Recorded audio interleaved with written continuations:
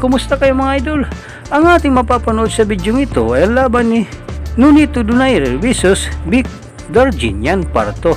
Pero bago natin umpisahan ang video ito, kung bago ka pa lang sa aming munting channel, ay huwag mo naman kalimutan mag-subscribe at pakihit na rin sa notification bell sa all at lagi tayo updated sa bago natin i-upload tulad nito. Maraming salamat po. You know, you are really tough fighter and everything, and like I said, I got respect for you, and hopefully, you know, you're okay and everything, and I know you'll come back from it. You respect me? You're gonna fight me again?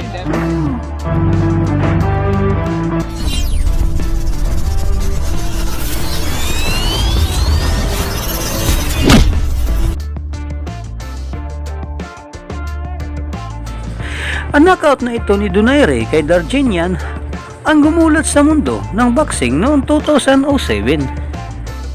Kabilang ito sa mga pinakatanyag na knockouts ng nakaraang dekada. Ito ang mga panahon na naghahari pa si Donaire sa bantamweight division. At dahil sa samot sa aming gusot sa pagitan ng kampong Donaire at Darginian, tumagal ang paghihintay ng Armenian fighter sa kanilang rematch. Pero sa pagkatalo ni Donaire kay Guillermo Rigondon para sa WBE WBO Super Bantamweight title, nasira ang tinayong pundasyon ng Tambrang Promotion na gawing major boxing action si Donaire. At dahil isa pa ring The Filipino Plus na pinaka-exciting na boxing hero sa panahong ito, naisip ng Top Rank at HBO ang subok ng nakakaaliw na boxing hero na walang iba kundi si Vic Darginian, para may balik ang reputasyon ni Nonito Donaire bilang isang knockout artist. Ito na matatapos ang 6 na taon na paghihintay ni Darginian para makabawi kay Nonito Donaire. He was fighting, matching my name. Now I'm gonna destroy him, I'm gonna send him retirement. And he's ready for retirement. I knock him out, you see, he will be retired. At sa tindent kaliwat ka ng panutsadahan ng dalawang kampo para sa nalalapit na paghaharap ng dalawang boxing hero, naging personal na ang hidwaan ni Donaire at Darginian sa nalalapit nilang bakbakan. I just wanna tell the freak, he's talk too much, you know. I saw one of these fights when in the ring he's showing my skill, my style, and his words, just opening his mouth. When I see somewhere him, I wanna hear it. When I saw somewhere him, even in the ring, not in a fight, I'm gonna slap him. If you man enough, just show what you have in the ring. Don't just talk shit about me and my back, you know. Be men and come show me in the ring. Just don't talk shit. Well, if you are a fighter and you won on me and you knock me out completely, you think you have the confidence, you have everything, you believe you can beat me again. Because you beat me once, you should have the idea on your mind, you can beat me again. Why is making himself as a hero and he's full of shit, is all talk and no action behind it? Come down and fight. That's it, just come and fight. Come down and fight. Don't be scared, Donaire. Because I think he's not the one who make a decision. Is his wife is making a decision in his life. That's why, because he's not man enough to back his word when he said, "I'll fight." Come and fight. May mga pagkakataon pa nga hindi nagpapansinan ang dalawang boksingero sa event man o preskon. Nalalapit nilang bakbakan ay dito natin makikita kung sino ba talagang matibay sa kanilang dalawa sa gitna ng laban. Why are you hiding back here? Taong 2013 naganap ang rematch si Donaire at Darginian. Ito ay naganap sa America Box Center sa Campus Christi sa Texas sa Amerika bilang isang undercard ng labanan Mikey Garcia at Ramon Martinez para paglabanan ang WBO World Super Bantamweight title.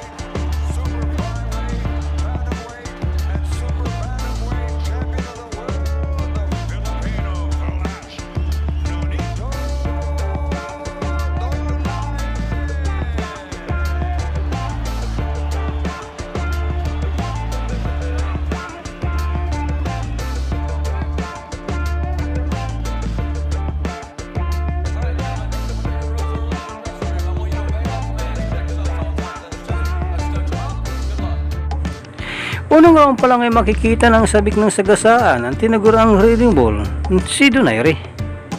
Pero gaya na ng unang pahayag nito, bago ang naturang laban ay naging maingat na si Vic Darginian. Halos matapos na nga ang 3 minuto sa unang round bago nagpatama na solidong suntok ang dalawang boksingero.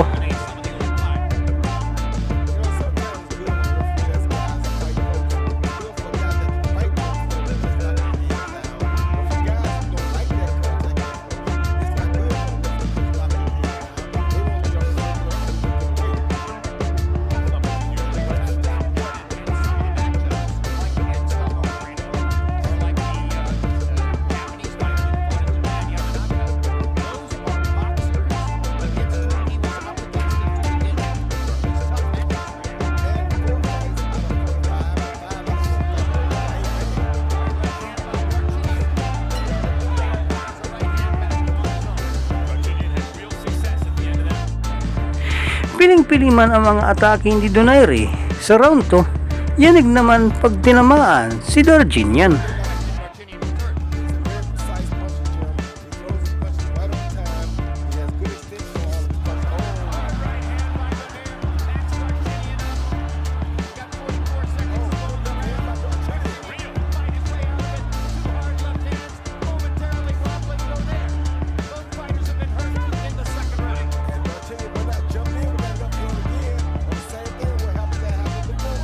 Donaire is easier to hit early in this fight than he's been in a long time. 6 years from this. Body shot by Darginian. Donaire missing with the right hand upstairs.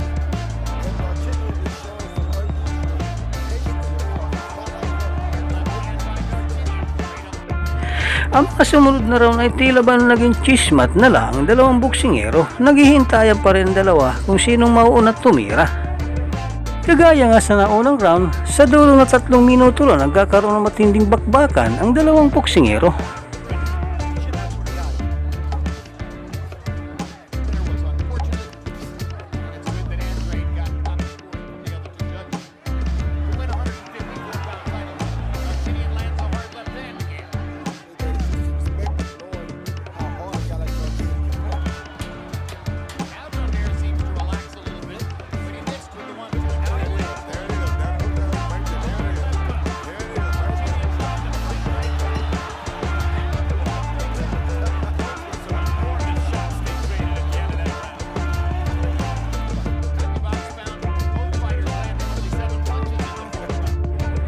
Round 5 gamit ang isang lip hook na huli ng Armenian fighter si Nonito Donaire. Pero dahil sa likas na matibay si Donaire sa ganitong division, hindi ito gaanong ininda ng Pinoy fighter.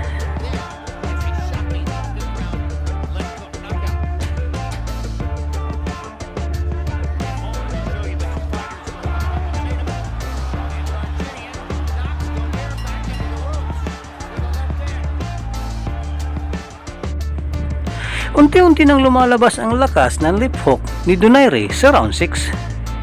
Dito nang tatamaan ng sunod-sunod si Darginian na siguradong ininda ng Armenian fighter. Still want to be a fighter. Donaire and Darginian have been in the 6th round together because the preceding fight had Darginian was there. Or coming off the loss where he's been unpressed. Shot by Donaire. Tremendous exchange right there. This is where it's dangerous for Darginian right here. One in without thinking. He's successfully called. Kind of push coming straight in. Bagamat kumukunikta ang solidong suntok kay Darginian, kulang pa rin ang kombinasyon na ibinibigay ng ating pambato.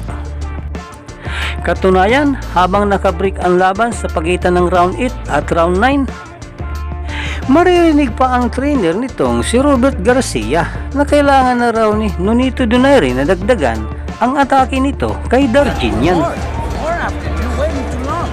No, don't blow this. Don't give this away. You have to pick it up this next 2 rounds. Go after him. Let's go. Inside, throw combination. Chin down and let. Tila ba nagising na ang tinagurian the Filipino Plus? Lalabas ang tunay na lakas, ang Pinoy fighter sa gitna ng bakbakan. Dito na makikita ng Armenian fighter ang suntok na tumapos sa kanya sa una nilang bakbakan. Ipagpatuloy natin ang kanilang bakbakan.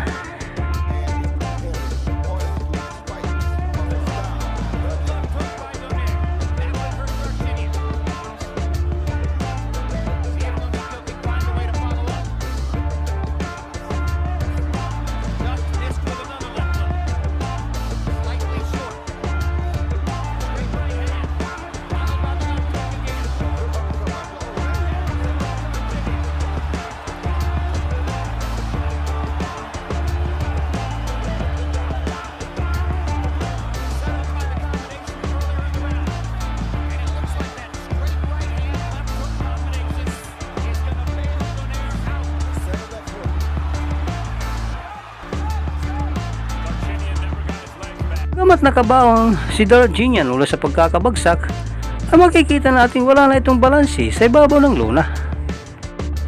Pinipilit ni Darginian na iwasan ang mga atake ni Donaire, pero desidido na ang Pinoy fighter na tapusin na ang bakbakan.